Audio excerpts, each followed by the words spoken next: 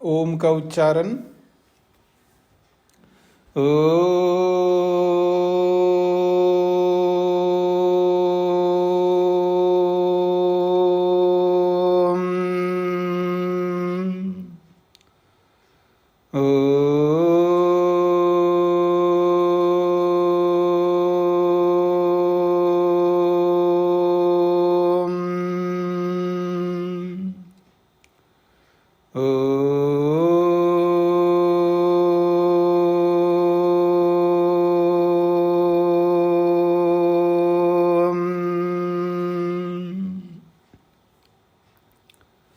न्याय दर्शन की 195वीं कक्षा है।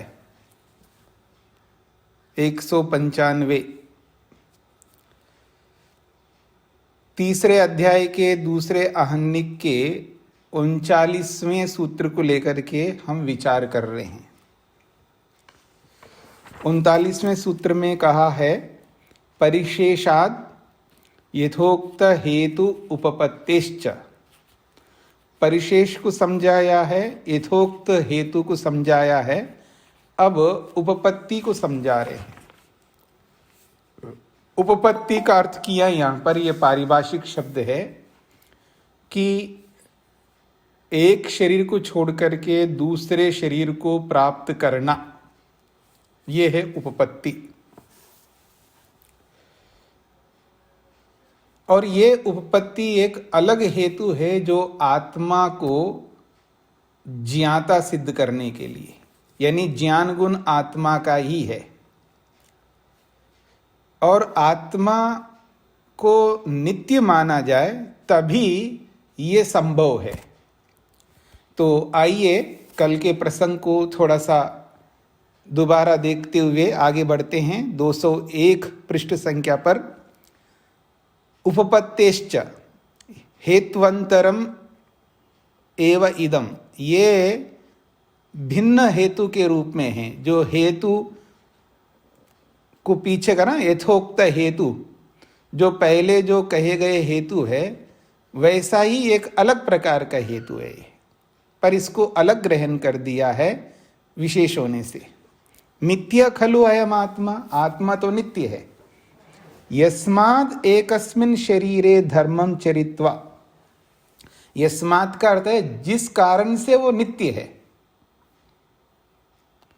नित्य खलु आया, नित्य खलु अयम आत्मा, यह आत्मा नित्य है। फिर कहा यस्माद्, यस्माद् का अर्थ है जिससे, जिससे, जिससे अर्थात वो नित्य है इसीलिए। एकस्मिन् शरीरे, एक शरीर में, अर्थात ये जो हमारा वर्तमान शरीर है इसमें धर्मम चरित्वा, उत्तम उत्कृष्ट धर्म का आचरण करके, काय भेदात, इस शरीर के नष्ट हो जाने से अगले शरीर में जब जाता है तो अगला शरीर क्या होगा, वो स्वर्गे देवेषु उपपद्यते, वो स्वर्ग में देव योनि को प्राप्त होता है, देवत्व को प्राप्त होता है। कितनी बड़ी बात है, पैदा होते ही देवताओं के बीच में रहना और देवताओं की तरह जीवन बिताना है, देव बनकर के जीवन बिताना है, जिसमें देने का स्वभाव होता है देव में, ठीक है, देते रहना है। दूसरी बात कही है अधर्मम चरित्वा, या अधर्म करके, देह भेदात, इस शरीर के नष्ट हो जाने पर नरकेषु उपपद्यते, नरक योनि में, नरक अर्थात दुष्ट प्रवृत्ति के लोगों के बीच में जन्म लेता है। इसी को उपपत्ति कहा है। शरीरांतर प्राप्ति लक्षणा उपपत्ति, ये उपपत्ति जो है एक शरीर को छोड़ करके दूसरे शरीर को प्राप्त करने के स्वरूप वाली उपपत्ति है।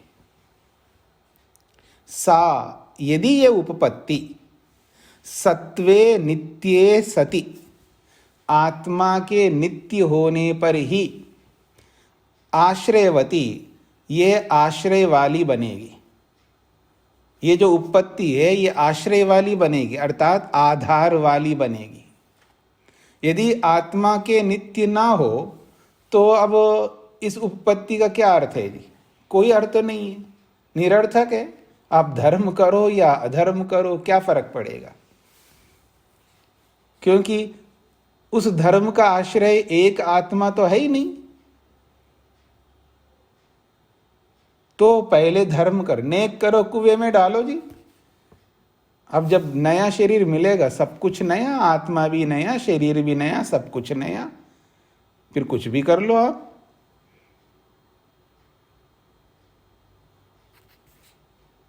पर आत्मा को नित्य मानेंगे तभी ये सिद्ध हो पाएगा।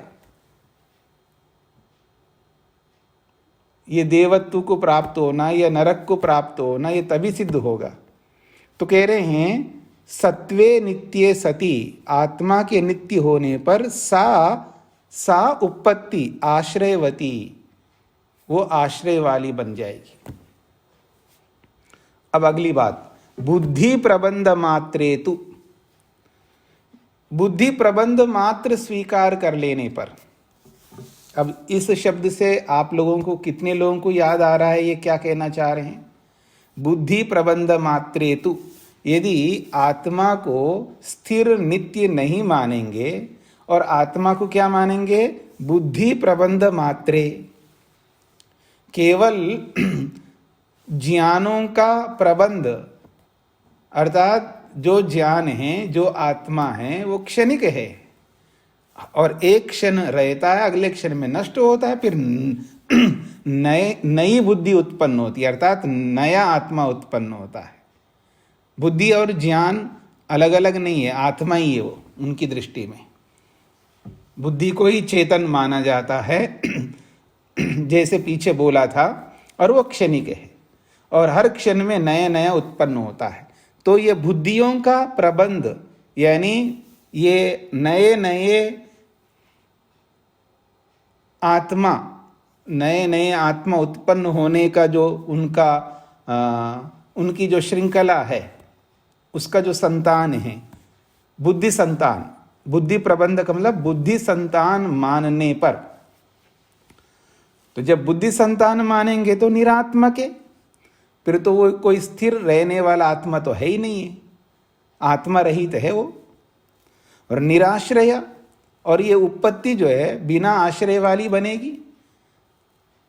न उपपद्यते, फिर ये सिद्ध नहीं हो पाएगा। धर्म करके फिर देवत्व को प्राप्त होगा जी, ये सिद्ध नहीं हो पाएगा। ये अधर्म करने पर नरक मिलेगा जी, ये सिद्ध नहीं होगा।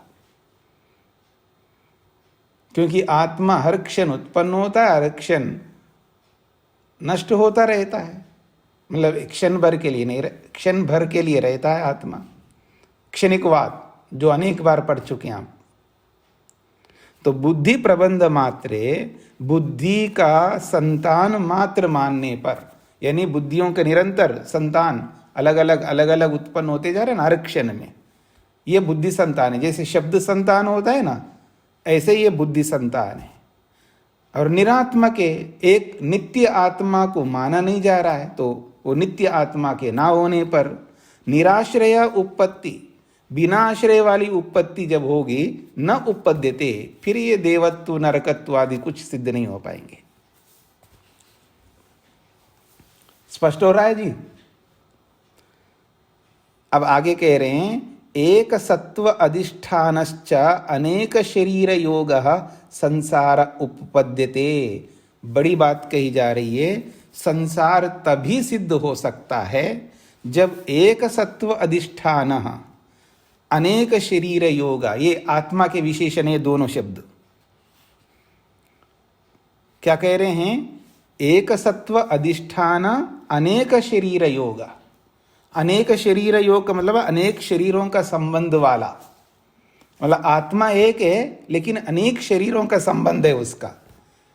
इस जीवन में ये शरीर, अगली सृष्टि में पता नहीं कौन सा शरीर, या मृत्यु के बाद फिर अगला शरीर मिलेगा तो दूसरा शरीर, वो देव का भी हो सकता है या राक्षस का भी हो सकता है, या मनुष्येतर किसी भी योनि का शरीर हो सकता है। तो कह रहे हैं अनेक शरीर संबंध वाला और एक सत्व आश्रय, और एक ही सत्व का आश्रय है और एक ही आत्मा जिसका आश्रय है, ऐसा संसार उत्पन्न होता है।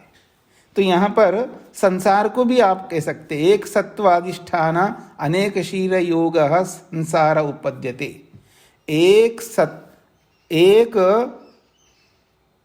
एक शरीर संबंध वाला संसार कह सकते हो, या अनेक शरीरों का संबंध वाला संसार कह सकते हो। हाँ जी, सतीश जी को क्या कहना है? स्वामी जी, जो ये एक सत्वाधिष्ठान और जो अनेक शरीर योग की बात आई है, ये कहीं आत्मा को विभू मान करके तो नहीं करें? नहीं नहीं, यह विभू की बात कहाँ से ले आए बीच में आप? क्योंकि अनेक शरीरों के साथ संबंध तो एक आत्मा का तभी हो सकता है ना जब वो विभू होगी। और एक देशी आत्मा का अनेक शरीरों का संबंध नहीं होता। कभी आप कुत्ते बन गए, गधे बन गए, कभी मनुष्य बन गए, कभी स्त्री बन गए, कब नपुंसक बन गए, कब मेंढक बन गए, तो अनेक शरीरों का संबंध नहीं हो रहा है अनु आत्मा का। वो तो देहांतर पर होगा ना स्वामी जी? नहीं, यहाँ ये नहीं बताया ना देहांतर पर होता है या ऐसा होता है। यहाँ तो प्रसंग यही चल रहा है ना। देहांतर तो बता ही दिया था पहले, शरीरांतर प्राप्ति लक्षण उत्पत्ति, ये तो बोला ही जा रहा है ना। प्रसंग से हट करके विभुत्व को क्यों ला रहे हो आप? यहाँ तो आगे पीछे कहीं विभुत्व को लेकर कोई बात ही नहीं की जा रही ना। आप पूर्वापर प्रसंग को देखो, कहीं आया विभुत्व को लेकर के कोई चर्चा हुई क्या? नहीं, अभी इस प्रसंग में तो नहीं, पहले आया था। नहीं, इस प्रसंग की बात है ना, पहले आगे पीछे तो कहीं भी कुछ भी हो सकता है ना। प्रसंग के अनुसार ही हमको देखना होता है ना। इस प्रसंग में कहीं विभुत्व को लेकर कोई बात आई नहीं है, तो उस अकथित अर्थ को यहाँ ला करके फिर संशय क्यों पैदा करो आप? आत्मा के नित्य होने पर अनेक शरीरों का संबंध होता है, ये वचन बिल्कुल यथार्थ है, सार्थक है। आत्मा नित्य होगा तभी तो उस शरीर नित्य आत्मा के साथ अनेक शरीरों का संबंध होता है। स्पष्ट हो रहा है ना? जी जी, धन्यवाद जी जी। अब आगे देखिएगा, आगे जो कहा जा रहा है, बुद्धि संतति मात्रे, यदि बुद्धि को, ज्ञान को निरंतर उत्पन्न होना मानने पर तो आत्मा को नित्य तो माना नहीं जा रहा है, वो क्षणिक माना जाता है ना आत्मा क्षणिकवाद में। तो बुद्धि संतति मात्रे, यदि इस ज्ञान रूपी आत्मा को, बुद्धि को निरंतर उत्पन्न मानने पर तो एक सत्व अनुपत्ति, एक सत्व की सिद्धि तो नहीं हो पाएगी। एक आत्मा है ऐसा तो सिद्ध नहीं हो पाएगा ना। यहाँ तो अनेक आत्मा हो जाएंगे, हर क्षण में नया नया उत्पन्न हो रहा है, तो एक ही आत्मा है ऐसा थोड़ा कहेंगे। 5 मिनट के अंदर कितने क्षण बनते हैं और उतने क्षणों में उतनी आत्माएं हैं, तो एक आत्मा तो नहीं कह सकते वहां पर। तो इसलिए कह रहे हैं बुद्धि संतति मात्रे, बुद्धि का संतान मानने पर तो एक सत्व अनुपत्ति, एक आत्मा का, एक तत्व की सिद्धि ना होने पर या ना होने से न कश्चित दीर्घम अध्वानम संधावती। तो वो कह रहे हैं न कश्चित दीर्घम अध्वानम संधावती, फिर वो आत्मा लंबे रास्ते को तय नहीं कर सकता।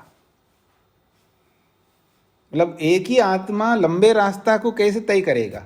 मतलब यहाँ से दिल्ली तक जाना हो, इतना लंबा स्थान है गुजरात से दिल्ली तक पहुँचना, तो इतने लंबे रास्ता को वही एक आत्मा तय करेगा, ये कैसे कहेंगे?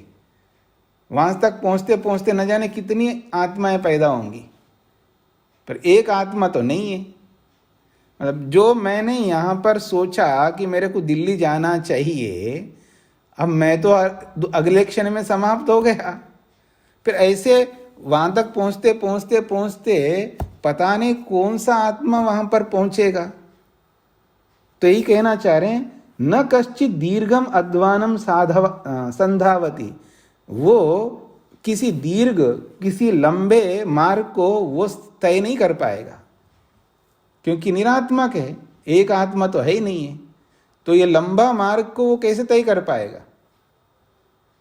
कोई मार्ग बहुत लंबा होता है ना, उस लंबे मार्ग को वो तय कर ही नहीं सकता, वहां जा ही नहीं सकता। तो यहां सोचने की क्या आवश्यकता है जी मेरे को दिल्ली जाना है, जब आप जा ही नहीं सकते। ये स्पष्ट हो रही है बातें आपको? अगले क्षण में तो आपको नष्ट होना है, फिर वहां जाने की बात क्यों कर रहे हो आप? इतने लंबे रास्ते को तय नहीं कर सकते हो तो फिर लंबे रास्ते को तय करने के लिए सोचना क्या व्यर्थ होगा ना। हाँ जी मेरे को मुक्ति प्राप्त करनी है जी, मुक्ति प्राप्त करने की क्या आवश्यकता है? एक क्षण के बाद तो ऐसे समाप्त होना है आपको। तो जो लंबे लंबे मार्ग है हमारे, बहुत बड़े बड़े उद्देश्य है, तो ये सब उनको सिद्ध नहीं कर पाएंगे, ये कहना चाह रहे हैं। कब? बुद्धि संतति मात्र को स्वीकार करेंगे तो। न कश्चित शरीर प्रबंधाद विमुच्यते, और कोई इस शरीर के प्रबंध से मुक्त भी नहीं हो पाएगा। संसार अपवर्ग अनुपत्ति रीति, और इस स्थिति में न तो संसार की सिद्धि होगी न अपवर्ग की सिद्धि होगी। यह समझना है आपको। कह रहे हैं न तो संसार की सिद्धि करोगे ना अपवर्ग की सिद्धि हो पाएगी। संसार की सिद्धि क्यों नहीं होगी जी? ये बात स्पष्ट हो रही है वेद प्रिया जी? संसार की सिद्धि क्यों नहीं हो पाएगी? नहीं हो गई। जब आत्मा को क्षणिक मानेंगे तो आप धर्म करेंगे या अधर्म करेंगे तो उसी धर्म अधर्म के आधार पर तो अगला शरीर मिलेगा आपको। अगला शरीर तभी आपको मिलेगा जो आप वो ही होंगे। जब वो है ही नहीं आप, अगले क्षण में तो आपको नष्ट होना है, तो संसार की सिद्धि कैसे कर पाओगे? संसार की सिद्धि का मतलब है आत्मा को जन्म मिलाएं जी, ये सिद्ध होगा ही नहीं है। तो संसार की सिद्धि नहीं हो पाएगी, संसार की उत्पत्ति नहीं होगी अगर आत्मा को नित्य नहीं मानोगे तो। फिर दूसरी बात है अपवर्ग की भी सिद्धि नहीं होगी। अपवर्ग को मिलेगा किसको? अपवर्ग को कर्म तो आपने किया है, और मिलेगा किसको अपवर्ग? आप तो नहीं रहेंगे ही नहीं। तो अपवर्ग की भी सिद्धि नहीं होगी, संसार की भी सिद्धि नहीं होगी यदि बुद्धि संतान को माने तो। हाँ जी, माता शकुंतला जी को क्या पूछना है? स्वामी जी प्रणाम। हे बुद्धि संतति तो एक अनुपत्तेर्न कश्चिदिकम् आत्मानं संधावति न कश्चित् शरीर प्रबंधादि विमुच्यत इति संसार अपवर्गानु अपपत्ति रीति। इसको थोड़ा सा और स्पष्ट करेंगे स्वामी जी? इसका संधावति अर्थ है अध्वानम का अर्थ मार्ग है क्या? हाँ जी। अध्वानम का अर्थ क्या होगा? मार्ग है, रास्ता जी जी। संधावती और उस मार्ग को प्राप्त करना। कश्चित् शरीर। हाँ जी जी, अब पूरा बताता हूँ, सुनिएगा। उसी को बता रहा था, सुनिए। बुद्धि संतति मात्रे, अब माइक बंद करिए। बुद्धि संतति मात्रे जी, बुद्धि संतति मात्रे, यदि बुद्धि संतान को यदि स्वीकार करते हैं तो बुद्धि संतान को स्वीकार करने पर, अर्थात एक नित्य आत्मा को न मानकर केवल बुद्धि संतान को मानने पर, तो एक सत्व अनुपत्ति, एक आत्मा की सिद्धि न होने से न कश्चित दीर्घम अध्वानम संधावती। फिर जब एक आत्मा है ही नहीं है तो कोई भी आत्मा लंबे रास्ता को प्राप्त नहीं कर सकता, लंबे रास्ता को तय नहीं कर सकता। फिर ऐसी स्थिति में न कश्चित शरीर प्रबंधाद विमुच्यते, और न कोई आत्मा इस शरीर रूपी बंधन से मुक्त हो सकता है, और न ही संसार की सिद्धि और अपवर्ग की सिद्धि हो सकती है। संसार अपवर्ग अनुपत्ति, संसार और अपवर्ग की सिद्धि, अनुपत्ति का मतलब है सिद्धि न नहीं हो सकती। ये बात कही। स्वामी, इसका क्या अर्थ हुआ? कच्चे शरीर प्रबंधादि विमुच्यत, इसका क्या अर्थ हुआ? कैसे नहीं छूट सकता शरीर से? मृत्यु तो होगी। आप पता नहीं क्या पूछना चाह रहे हैं, आप क्या समझ करके क्या पूछ रहे हैं माता जी। जब शरीर छूट नहीं सकता, शरीर का संबंध यानी जन्म से हम छूटना चाहते हैं ना, किसका छूटेगा जब आत्मा ही नहीं है? जी, ये कहना चाह रहे ना आप। पहले सिद्धांत को सामने रख करके इसको देखेंगे तो समझ में आएगा ना। सिद्धांत है एक आत्मा तो है ही नहीं है, हर क्षण नया नया आत्मा उत्पन्न हो रहा है। तो जब एक आत्मा को आपने माना ही नहीं है, तो जिसका शरीर का, जिसका बंधन छूटेगा वो कौन होगा? बंधन छूटने वाला जिसका छूटेगा उसने कुछ किया नहीं है, और जिसने कुछ किया वो रहा नहीं है, तो किसका छूटेगा बंधन? जी स्वामी। तो उसको साथ जोड़ करके आप सोचेंगे ना ये सारी बातें जो बताया जा रहा है, इन सारी बातों को किसके साथ जोड़ करके देखना है आपको? अनित्य आत्मा को साथ जोड़ करके देखना है। जो आत्मा, क्योंकि नित्य आत्मा तो नहीं माना है, तो बुद्धि संतान का मतलब क्या समझ रहे हैं? आत्मा अनित्य है, हर क्षण उत्पन्न होता जा रहा है। तो अनित्य आत्मा को अगर मानेंगे तो ये सारी बातें सिद्ध नहीं होंगी, ये कहना चाह रहे हैं।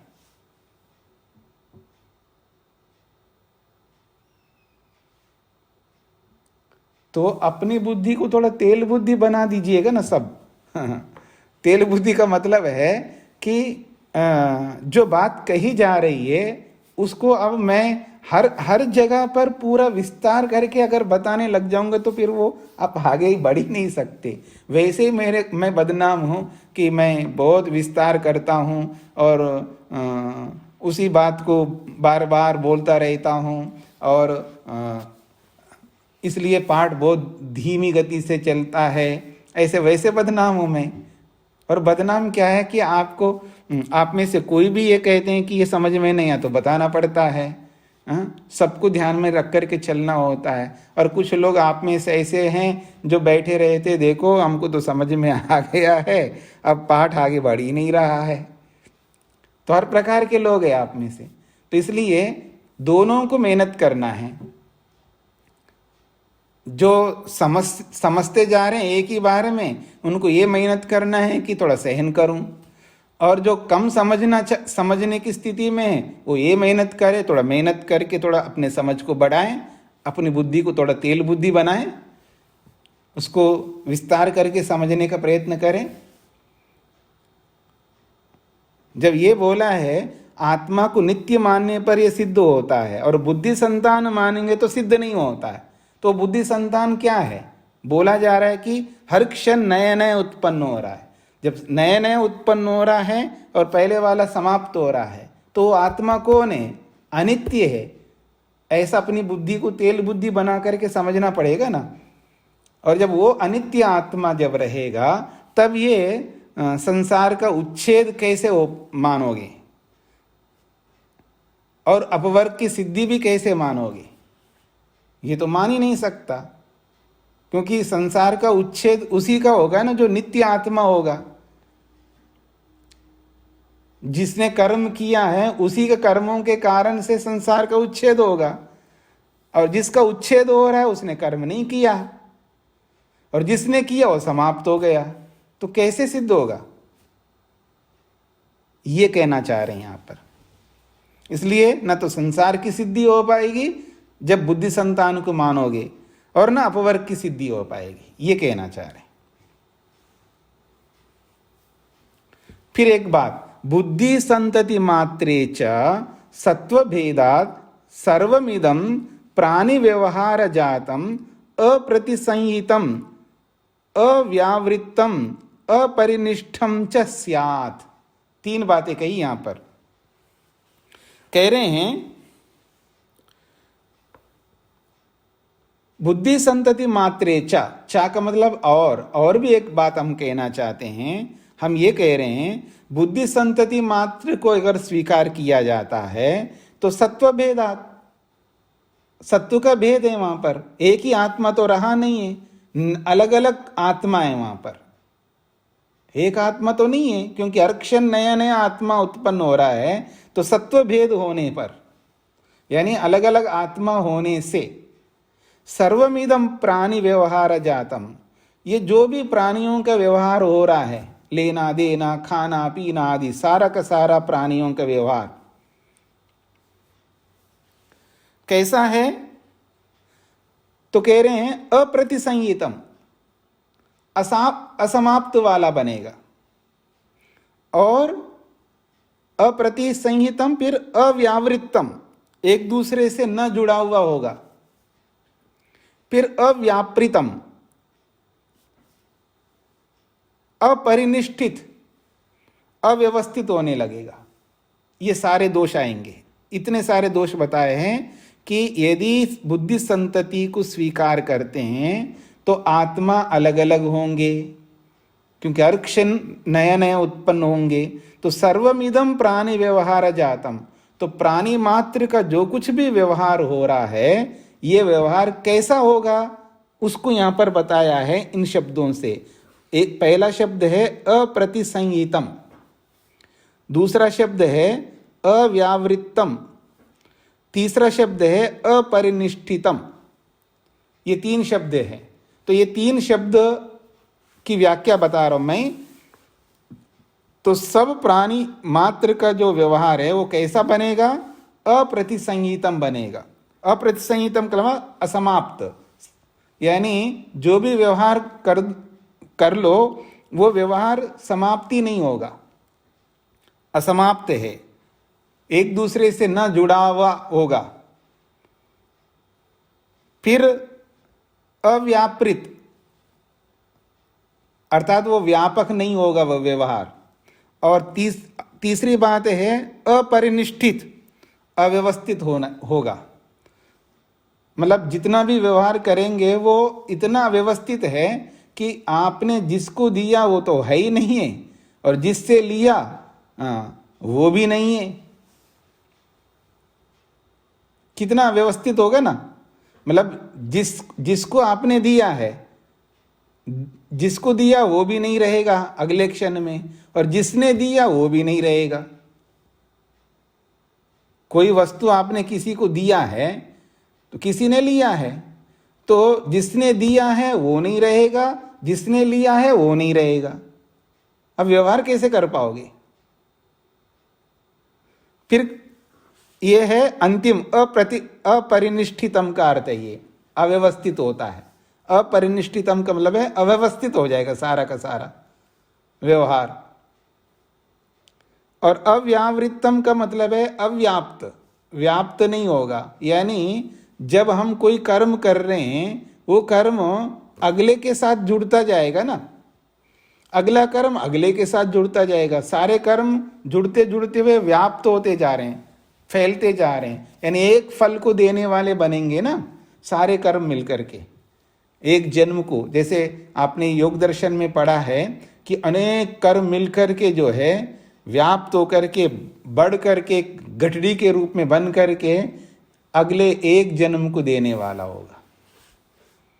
एक ही कर्म एक जन्म को देगा, ऐसा अगर देखें तो इतने कर्म करते, अनगिनत कर्म, एक ही कर्म एक जन्म को देने लगेगा तो बारी नहीं आएगी। इतने सारे कर्म करते हैं हम लोग। ऐसे बहुत सारी बातें कही वहां पर योग में। तो इसलिए अनेक कर्म व्याप्त होकर के बढ़ करके गठरी बन करके फिर अगला जन्म हमको मिलेगा, तो अव्याप्त होगा। फिर एक दूसरे से न जुड़ा हुआ रहेगा। जो भी व्यवहार हमारा होगा वो एक दूसरे के साथ जुड़ा हुआ नहीं होगा। तो ये सारे के सारे दोष उत्पन्न होंगे। तथा स्मरण अभावा, फिर क्या होगा, स्मरण का ही अभाव हो जाएगा। कौन किसको स्मरण करेगा जी, क्योंकि जिसने देखा जिसने अनुभव किया वो तो रहा नहीं है, और जो आया है वो नया होगा। और नया आदमी पहले वाले का स्मरण कैसे करेगा? उसको पता ही नहीं है जो पैदा हुआ है नया। तो इसलिए स्मरण अभाव न अन्य दृष्टम अन्य स्मरती थी। नियम ये है, दूसरे के देखे हुए को दूसरा अनुभव नहीं कर सकता। आपने देखा है तो मैं कैसे अनुभव करूंगा, या मैंने देखा है तो आप कैसे अनुभव करेंगे? स्मरणम च खलु पूर्वजातस्य समानेन यात्रा ग्रहणम। ये जो स्मरण होता है, स्मरण जो होता है वो कैसे होता है? कहा स्मरणम च खलु, ये जो स्मरण है पूर्वजातस्य पहले जाने गए का, समानेन यात्रा एक ही जाता के द्वारा ग्रहण किया जाता है। यानी जिसने देखा उसी को स्मरण होगा ना। तो पूर्व ज्ञातस्य पहले जाने गए का, समानेन यात्रा। देखिए ज्ञाता का तृतीय विभक्ति में यात्रा होता है। जैसे पिता का पित्रा होता है, माता का मात्रा होता है। ठीक है जी, स्पष्ट हो रहा है ना? तो ये तृतीय विभक्ति का एक वचन है यात्रा। तो समानेन यात्रा का मतलब है एक ही जाता से ग्रहण होता है। वो कौन? पूर्व जातस्य स्मरणम, जिसने जाना था पहले वो जाता, और अब जो स्मरण कर रहा है वो जाता एक ही है। अर्थात एक ही जाता के द्वारा वो स्मरण होता है जिसको पहले अनुभव किया है। ये कब संभव होता है?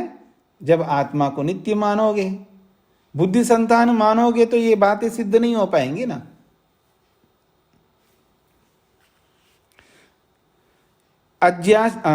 आगे कह रहे हैं अज्ञाशिषम अमुम अर्थम ज्ञेयम। अज्ञाशिषम अमुम अर्थम, जिसको मैंने जाना था, जो कि ज्ञेय है, जानने योग्य है। अज्ञाशिषम जो है ये क्रियापद है, और उत्तम पुरुष एक वचन में मैंने जाना। अज्ञाशिषम का मतलब है मैंने जाना। अमुम अर्थम, अमुक अर्थ को, जो कि ज्ञेयम जानने योग्य है।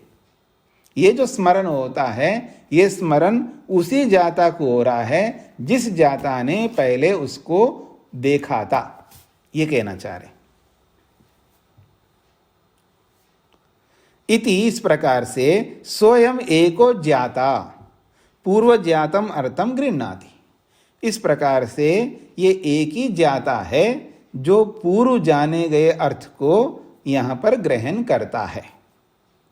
तच्च अस्य ग्रहणम स्मरणम इति, और उसका ये जो ग्रहण है वो स्मरण के रूप में है।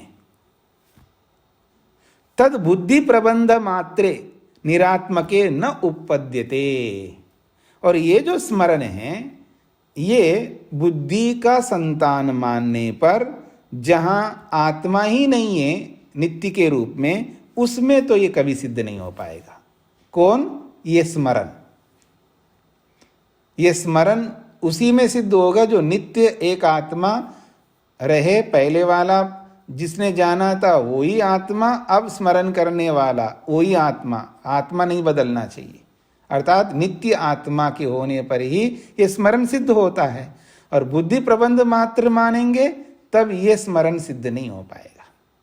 तो याद आना, स्मरण करना, ये आत्मा के नित्य मानने पर ही संभव हो पाएगा, ये कहना चाह रहे हैं। स्पष्ट हो गए सभी लोगों को? अब अंत में कहा जा रहा है, ये जो स्मरण की बात कही जा रही है, तो स्मरणम तु आत्मनः भवति या उपपद्यते। स्मरण तो आत्मा को ही होता है। क्यों? ज्य स्वाभाव्यात्, ज्य स्वाभाव्यात्। ज्य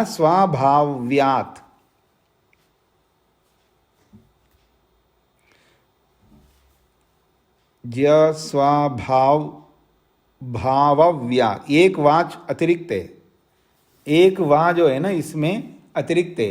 भ के बाद में जो वा है ना, वो अतिरिक्त है, उसको काटना है आपको।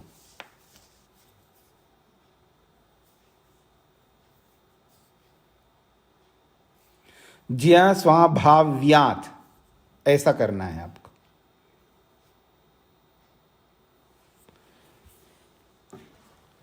स्पष्ट हो रहा है जी? तो स्मरणम तो आत्मना उपपद्यते, स्मरण तो आत्मा का ही सिद्ध होता है। क्यों? ज्ञाता का स्वभाव होने से। क्योंकि स्मरण करना ज्ञाता का स्वभाव है, जड़ का स्वभाव नहीं है। इसलिए आत्मा का ही स्मरण सिद्ध होता है। यह सूत्रार्थ है।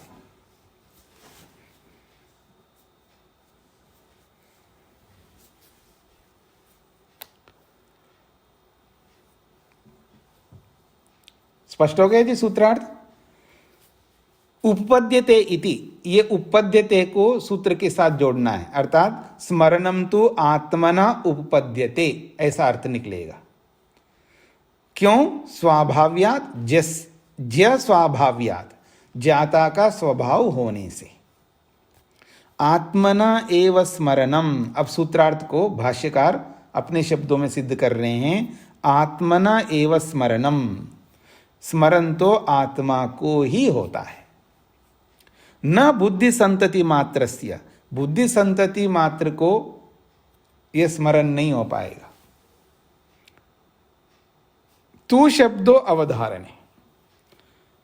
ये जो सूत्र में स्मरणम तू आत्मनो, तो जो स्मरणम के बाद में जो तू शब्द जोड़ा है सूत्र में, ये तू शब्द अवधारण को, निश्चय को बताने के लिए जोड़ा है।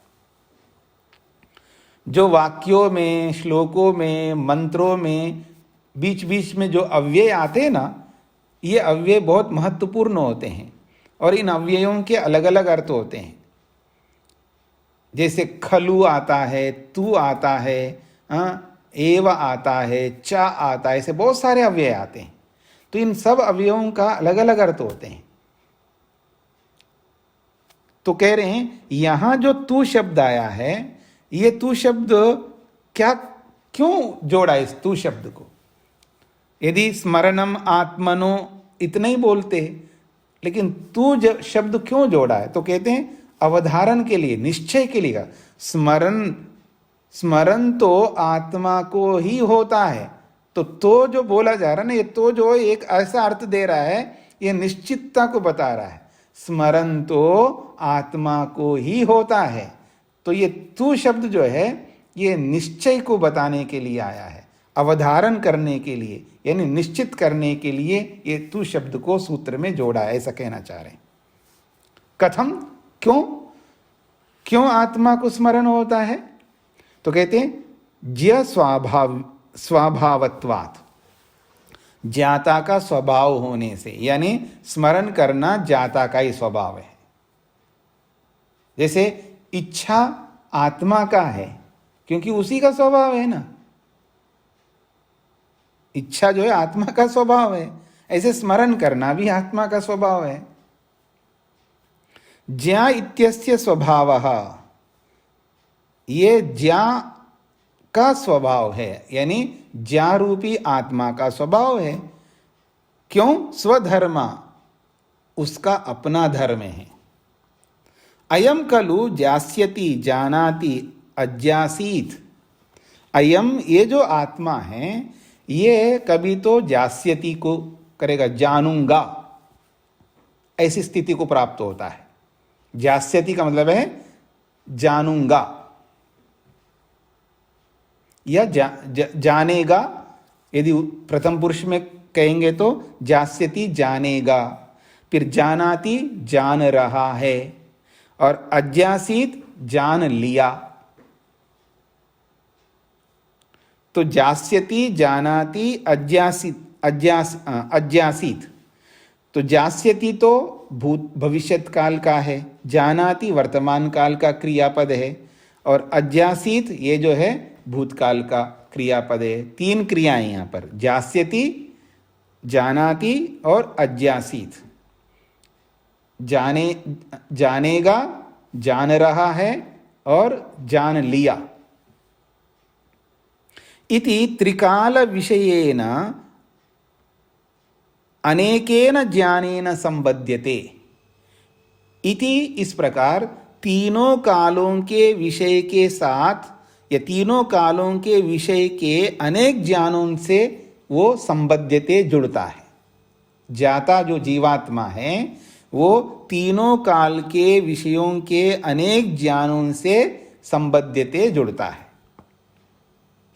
तच्च अस्य त्रिकाल विषयम ज्ञानम, उस इस आत्मा का तीनों कालों संबंधी जो ज्ञान है ये प्रत्यात्म वेदनीयम, ये हर आदमी को पता है। कोई ऐसा आदमी नहीं है जो इस बात को नहीं समझता है। हर आत्मा तीनों कालों के विषयों का ज्ञान करता है, ये हर व्यक्ति को पता है। हाँ जी, मैं जानूंगा, मेरा बेटा वहाँ गया नहीं गया, मैं पता कर लूँगा, मैं पता कर रहा हूँ, अरे मैंने पता कर लिया। स्पष्ट हो रहा है ना? तो हर आदमी इस बात को जानता है, ये कहना चाह रहे हैं। जैसे जास्यामि जानामि अज्ञाशिषम, ये उत्तम पुरुष में है। जानूंगा, जान रहा हूं और जान लिया। इति वर्तते, तो तीनों कालों के साथ वो प्रत्येक आत्मा इन तीनों प्रकार के ज्ञानों को रखता है या तीनों प्रकार के ज्ञानों से जुड़ता है। तद यस्य अयम स्वधर्म, जो कि जिस आत्मा का अपना धर्म है वो स्मरण करना, तस्य स्मरणम, उसी का स्मरण होगा। अर्थात जो ज्ञान जिस आत्मा का धर्म है, तद यस्य अयम स्वधर्म, वह जिस आत्मा का अपना धर्म है ये ज्ञान, तस्य स्मरणम, उसी को स्मरण होगा। न बुद्धि प्रबंध मात्रस्य निरात्मकस्य इति, बुद्धि प्रबंध रूपी बिना आत्मा के, अलग अलग बदलने वाले आत्मा के ये धर्म नहीं हो सकता, ये कहना चाह रहे। स्पष्ट हो गया ना? आगे बढ़िएगा।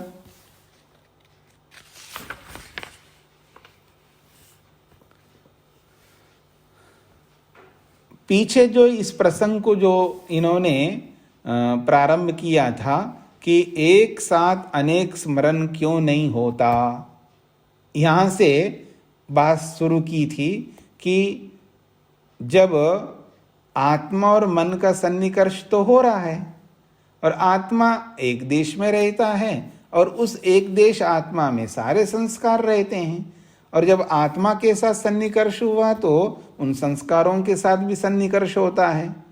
जब संस्कारों के साथ भी सन्निकर्ष होता है तो उनका भी स्मरण होना चाहिए, लेकिन होता नहीं है। क्यों नहीं होता?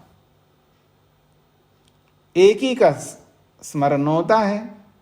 तो उसके लिए बातें कही थी वहां पर, क्योंकि भले ही सन्निकर्ष आत्मा के साथ मन का है, लेकिन अनेक संस्कारों का स्मरण नहीं हो सकता।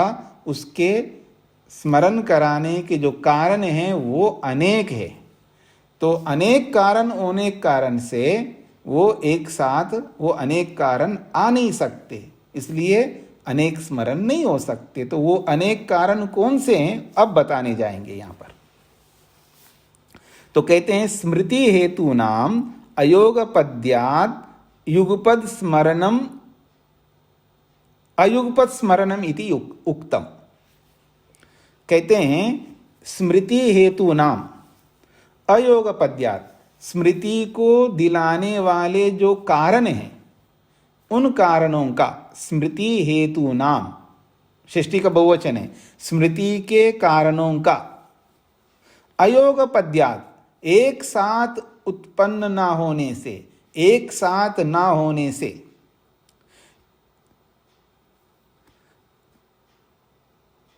युगपद अस्मरणम, एक साथ स्मरण का ना होना होता है, इति उक्तम, ऐसा पहले कहा था।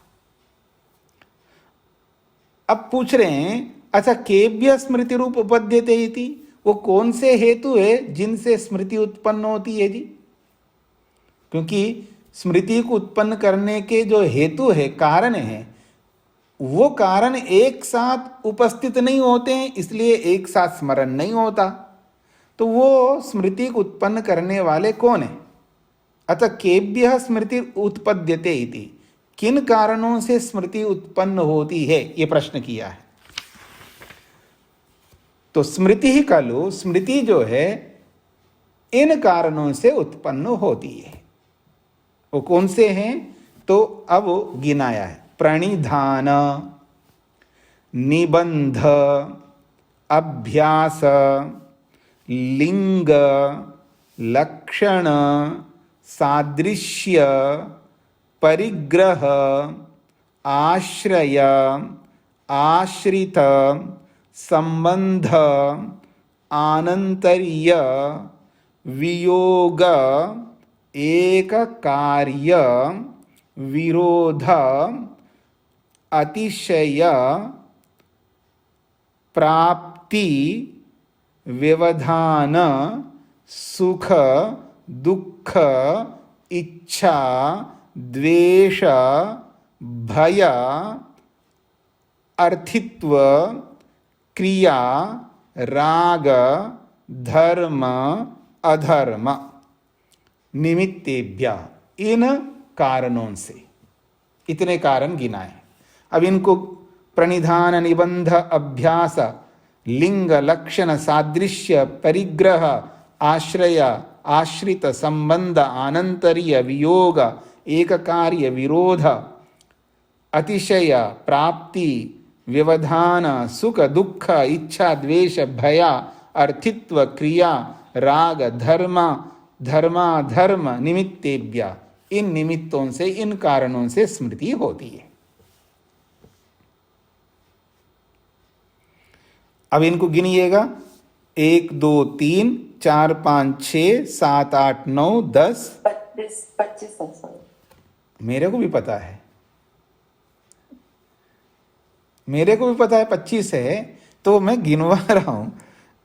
आपने बीच में व्यवधान कर दिया। 1 2 3 4 5 6 7 8 9 10 11 12 13 14 15 16 17 18 19 20 21 22 23 24 25 26 27।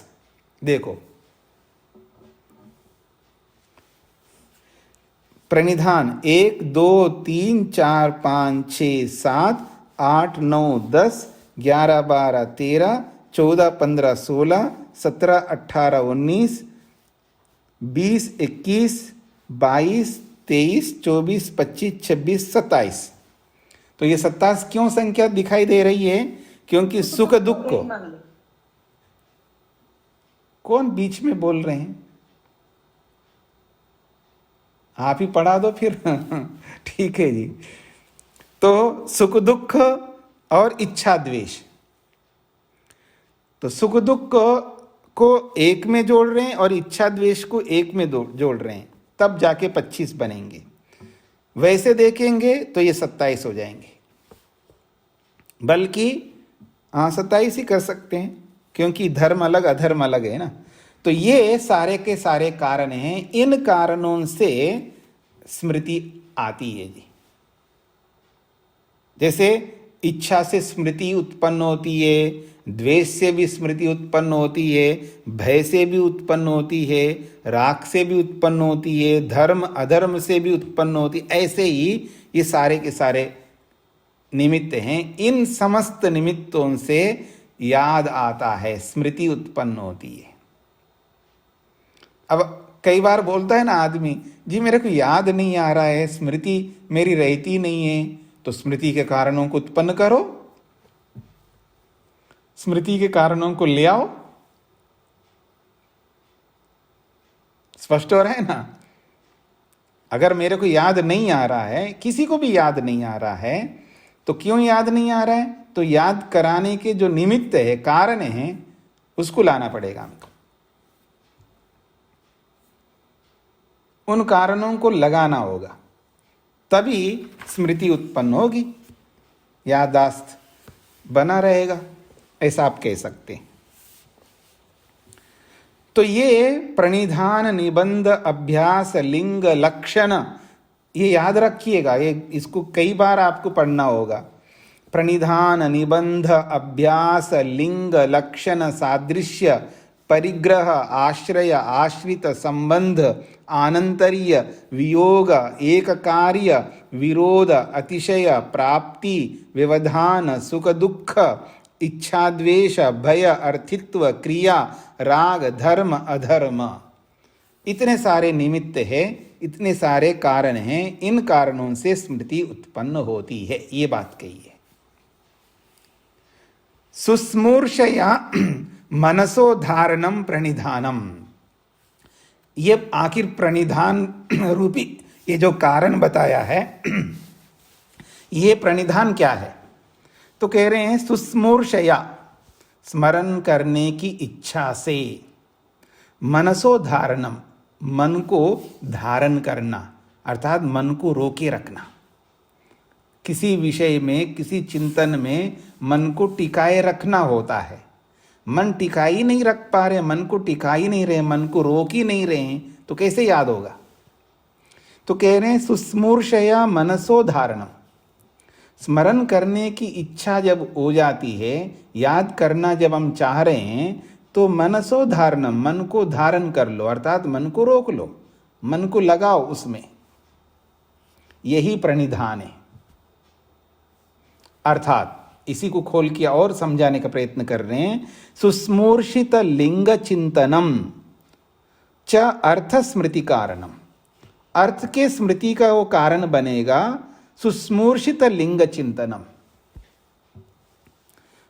सुस्मूर्षित लिंग चिंतनम, सुस्मूर्षित का मतलब होता है याद करने की इच्छा, और याद करने की इच्छा से जिसको हमने याद किया ना, वो सुस्मूर्षित है। यानी याद करने की इच्छा से जिसको हमने याद किया है, वो जो याद हुआ है उसके लिए कोई लिंग चिन्ह बनता है, और उस चिन्ह का चिंतन करना, तब जाकर के उस अर्थ की स्मृति उत्पन्न होती है। इन बातों को थोड़ा और समझने का प्रयत्न करना। ये जो प्रक्रिया बताई गई, उस प्रक्रिया को समझना है। सुस्मूर्षया मनसो धारणम, हम मान लीजिएगा किसी को याद करना चाहते हैं, किसी को याद करना चाहते हैं, तो याद करने की चाह को सुस्मूर्षा कहते हैं, यानी याद करने की इच्छा। तो याद करने की इच्छा को सुस्मूर्षा कहते हैं, और तृतीय विभक्ति में सुस्मूर्षया, ये तृतीय विभक्ति है।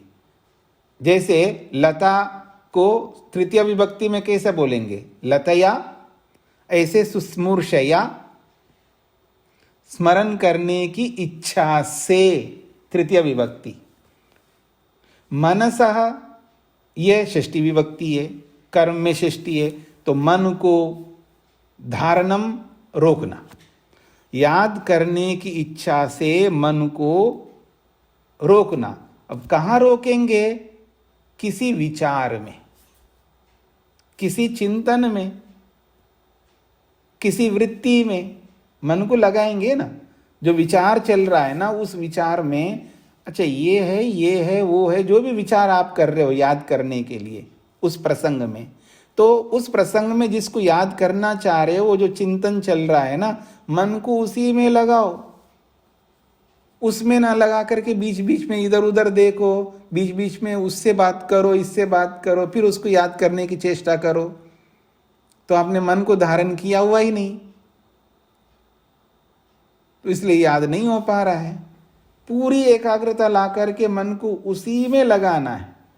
तो याद करने की इच्छा से मन को उसी चिंतन में, उसी विचार में लगा के रखना, वहां से हटाना नहीं है। ऐसी स्थिति को प्रणिधान कहा है यहां पर। चलिए इसको हम कल विचार करते हैं, इन कारणों को। तो एक बार आप समझ करके आइएगा, पढ़ करके भी आएंगे तो और अच्छा आपको सरलता होगी इसको।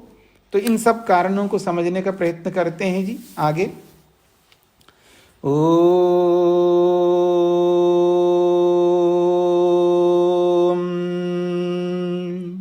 शांति शांति शांति।